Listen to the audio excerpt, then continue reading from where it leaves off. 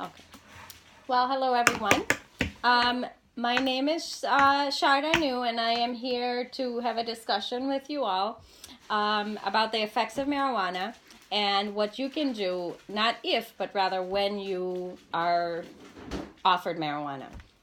Some of the things that we will talk about during this presentation, we'll talk about the negative effects of marijuana, we'll discuss some reasons to abstain from marijuana, and also talk about some exit strategies, things that you can do to, if you're in a situation where there's marijuana, drugs, alcohol, and ways that you can kind of get out of it without being blatantly obvious or, having to have your friends tease you about it or, something of that nature.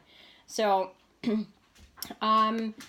first, let's talk a little bit about what is marijuana. Marijuana comes from the hemp plant. It's the seed, the dried seeds, flowers, stems that from the hemp plant. The technical name for it is called cannabis sativa, but I don't imagine a dealer will come up to you and say, "Hey, would you like some cannabis sativa?" So we'll refer to marijuana now. Refer to the hemp plant as marijuana from here on. Interesting fact is worldwide marijuana is the most commonly used psychoactive drugs. What I mean by psychoactive is that it alters your brain function, resulting in the way that you think, you're changing your mood, your consciousness, your behavior. And, in reality, it affects you as an individual, and it prevents you from being who you are. The amount of marijuana has THC in it. That's what causes the psychoactive, that gives it its psychoactive properties. Marijuana, the amount of THC determines how strong it is. So if the batch that a friend has is weak, there isn't a lot of THC in it. If it's a strong batch, then there is a lot of THC.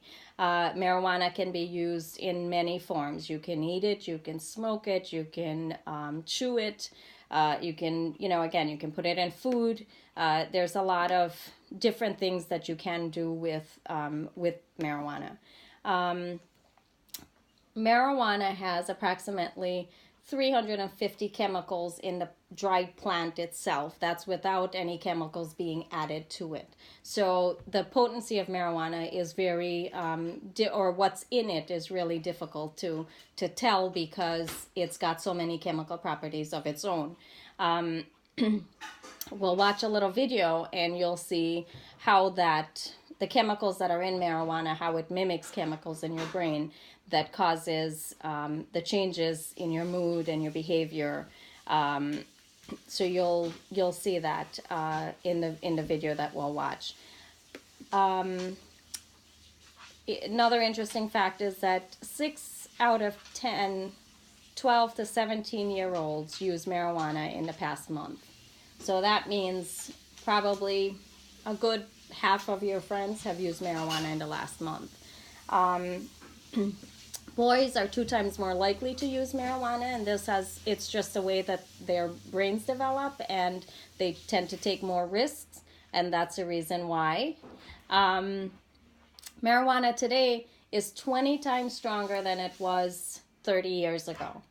And that's not a good thing. And the fact is that most people, they will add things to it to make it stronger. And that even makes the drug more dangerous than, it already is. Let's see here. We have... so I'm sure that over the last, year or so, you've heard a lot of things on the news about marijuana being legal. The thing to being legalized in some states. The thing to take away from that is that marijuana at the state level, at some state levels is legal to have in a certain amount, but on the federal level, it is still very much an illegal drug to have. Do you guys have any questions? If substance, why does people / research say that it can help with cancer? It does. But again, it has to be prescribed by a physician. It's regulated. We'll talk a little bit later. We'll talk about the effects of marijuana, and you'll see that we really, just because of all of the chemicals that marijuana already has, we don't know what the effects are going to be. I mean, there really wasn't any. There really aren't too many controlled studies where people were given, where you have a group that they were given marijuana to smoke or eat or use the oils of it, and then you have another group that didn't have anything. They had kind of like a fake marijuana, so to speak. But there hasn't been any studies like that to really show the effects, the long-term effects of it. What we do know is that people that use marijuana, when they start off young, most of the times they end up going to stronger drugs.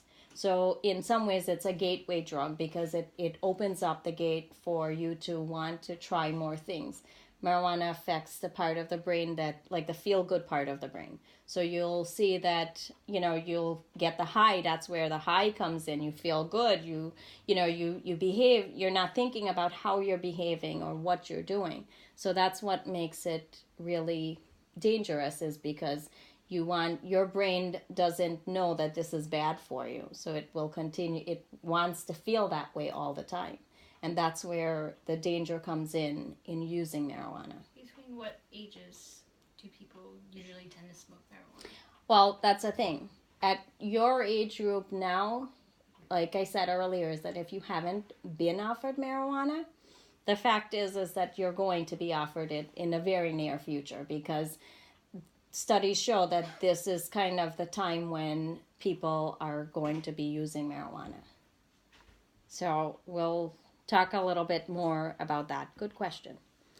In this slide here, you'll see that there are areas that are lit up. And the areas that are lit up are the parts of the brain that THC I mentioned earlier, that affects the brain. It affects your sensation, your vision, your coordination, the way your memory, the way you would react to things. It can make you anxious. Some of the physical things that you might see from somebody that's using marijuana is that, people may have like severe acne. There's gum disease and tooth decay that's noted with people that use marijuana.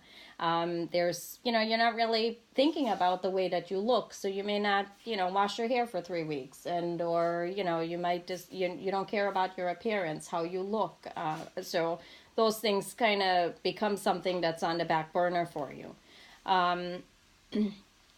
We notice also with people that use marijuana, their behavior changes. They become more anxious. They have a hard time concentrating. They can become aggressive. Your grades drop. There's high rates of dropout and pregnancy and just suicide. And again, marijuana is an addictive drug. It opens up the gateway for other drugs. Every year, hundreds of thousands of people end up in the emergency room because of marijuana intoxication. So it is a drug that you do get addicted to it, and you do end up in the hospital. You do need to have treatment for it if you are addicted to it. So it's not a drug that should be taken very lightly.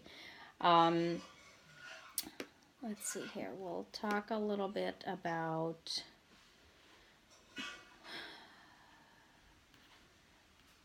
marijuana. Also has 50% more cancer-causing chemicals than cigarettes, which was a little surprising to me as well. The other, some of the other things that you will notice with marijuana users is that the fact is they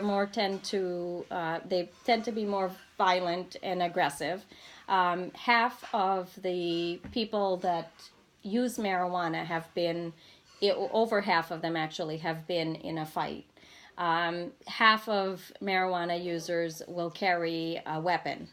So, as I mentioned earlier, the fact is that the person that's offering you marijuana may have a weapon on them, and if they don't, the person that they got marijuana from has a very, very high chance that they have a weapon. So there are more people that when they're using marijuana, they will carry a weapon with them.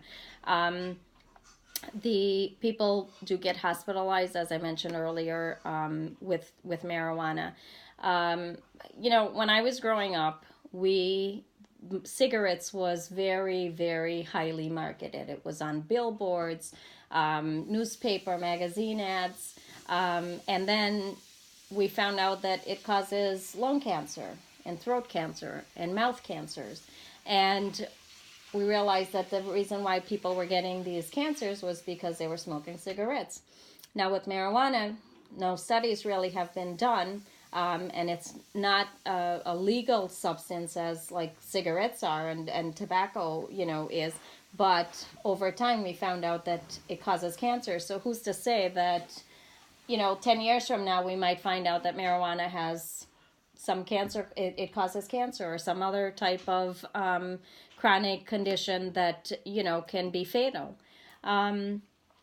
We'll watch a little video, and then once we're done with the video, we'll have a little game, and then we'll do a little role playing. So why don't we watch the video now, and then we'll do that in a little bit. So here we go. We seek out new interests and experiences, take more risks, and spend more time with our friends and less with our family. Solution: to make sure we push ourselves so that we learn to become independent from our parents. By putting ourselves in new and challenging situations, different parts of our brain learn to work together, forming brain circuits that can communicate with each other rapidly to help us respond in different ways. Ensuring that our brain is wired in the right way during the teenage years with strong and healthy brain circuits is critical to our future and how we get the most out of life. Three of the most important circuits that are developing during this period are those involved in learning and memory, motivation, and mood. Learning and memory circuits control our ability to receive, store, and recall information. Our motivation circuit is supported by an inbuilt reward system that helps us to decide if something is important and whether we should do something to get it. Our mood is shaped by emotional circuits that interpret how we experience and react to different situations and interactions. Making sure these particular circuits wire in the right way during our teenage years is the brain's own occupational health and safety team, the endocannabinoid system. The endocannabinoid system is a complex and delicate brain system which helps to fine-tune communication within these circuits, ensuring the wiring is assembled correctly, damaged cells are repaired, and the right connections are strengthened for the future. When looking into the effect of cannabis on the brain, scientists found that we naturally produce a brain chemical called anandamide that is similar to cannabis. Concentrations of anandamide are delicately calibrated for it to accomplish its critical role within the endocannabinoid system. This is why, if we add cannabis into the brain, it causes the endocannabinoid system to become flooded with cannabis chemicals. It's a bit like dumping a bucket of salt on your chips instead of a pinch. Or like stadium speakers being plugged into your iPod. Constantly disrupting the endocannabinoid system with cannabis impacts how your brain develops, and in particular, how the mood, motivation, and learning and memory circuits get wired. Short-term memory loss is a common characteristic of long-term heavy cannabis use, because when you use cannabis, less information gets saved as memories. This is why it's harder to learn and remember new information, which can lead to significant drops in school grades. Cannabis can reduce your ability to focus attention, to organise yourself and make decisions, not just when you're using cannabis, but for weeks afterwards. Cannabis use can also lead to loss of motivation. Heavy users can feel detached and disinterested in things they used to like, such as sports, hobbies, and catching up with friends. It can also lead to low self-confidence that in turn affects your mood, making it more difficult to manage everyday stresses, worries, and frustrations, which can result in prolonged low mood, anxiety, and depression. While these effects are commonly experienced by people who use cannabis regularly, new research suggests that these effects are worse and more permanent for people who start using cannabis while their brain is still developing. This is because the endocannabinoid system plays a central role in the development of your neural circuitry during the teenage years. The developing brain has a pretty good blueprint to work off, but our experiences and interactions with the outside world also help to shape these neural circuits that we will rely on as adults.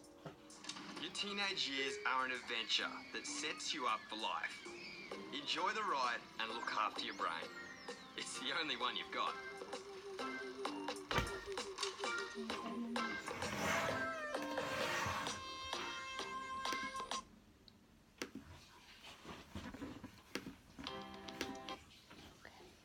So, do you guys have any questions about that?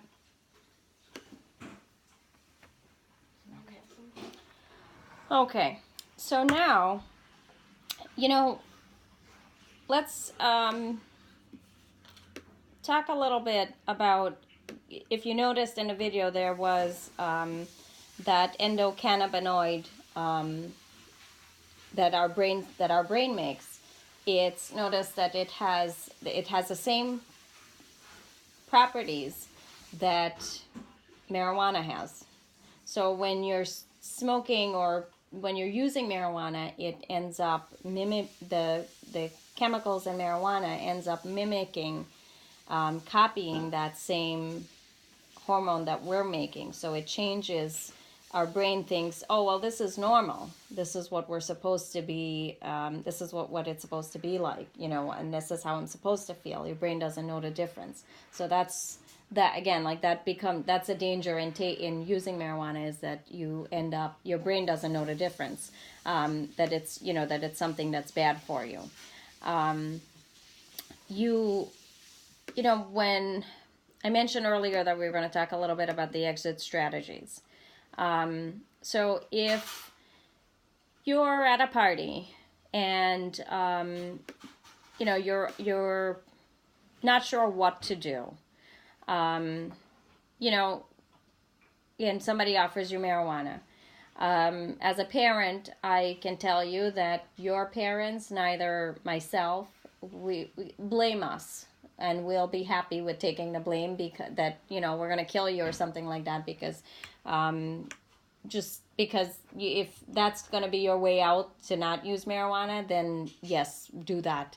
The other thing is, you can always use, I've got soccer practice, or, I've got a test tomorrow to study for. Or if you're at a party, if you're kind of standing around not doing anything, it's more likely that somebody will approach you and offer you something, that's going to be bad for you. So make yourself look busy.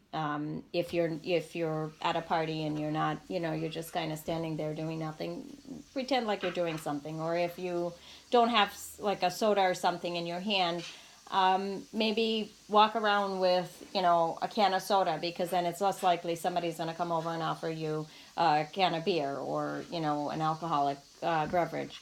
The other thing that you can do is always call an adult, whether it's your parents or a friend or family member that's an adult. Call them and have them pick you up. You can make, another good idea is to make a contract, with your parents, that, if you feel uncomfortable in a situation, that you can call them, but there's no questions asked, that you're calling them to pick you up, but they can't ask you any questions about why you're calling to be picked up. And this lessens the anxiety on your part because, you know, you don't want to get your friends in trouble. You don't want to get into trouble, but at the same time, you're staying out of trouble because you're asking, you know, your mom or dad or whoever to come and pick you up and say, you know, they're not going to question you about why do you want to get picked up? You know, so what we'll do now is we're going to do that little activity where we'll all break into groups. We'll have, you know, 3 groups of 2s, and use the paper and pencil in front of you. And what I'd like you to do is to write down reasons to abstain, 3 reasons to abstain from marijuana. And what we'll do is we'll do that in 10 seconds. So I am going to start the timer now.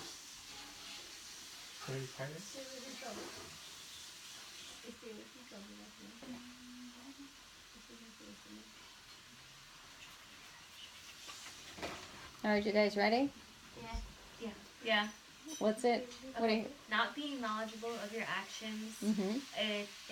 Intoxication of drugs can end up in the hospital of Mhm. marijuana, and marijuana tends to lead people to be in more fights. Very good. Nice job. Oh, and What I about have you I guys? have another one. I'm Sure. sorry. It's more cancerous than cigarettes. That's very good. Yes. She was actually listening. What do you guys have? You stay away from trouble. Okay. Not being aware of your surroundings. Okay. Good. I said that. Good. I said that. Cancer. Oh, okay. Good. Good. It's the same topic. I said that. Okay. One more. Go ahead. What about you guys? It's a negative substance. Okay. Mother, you speak now. You speak now. You're not being knowledgeable of your actions. Okay. All right. Good. So those are all very good reasons. You know, so our next little activity. So I brought enough candy bars, so everybody gets one. Only one? Yes. I better be a Kit Kat. Well, you guys can fight about it a little bit later. So now we'll have this little activity. What I would like for you guys to do is we're gonna have Melanie and Mahesh. The 2 of you will pretend you're at the park, and you guys are hanging out, and then you see some friends from school. And they come over and you guys, you know, start talking. And then next thing you know, one of the kids from the other group says to you, "Hey, Melanie, what do you want to puff? What do you say? What do you do?" Sorry, my coach drug tests me, so I can't do it. Oh, very good. I didn't think about that one. Nice. How about you, Mahesh? I have asthma. That's a good one. I like that. That's a good one. You know, thank you guys for bearing with me through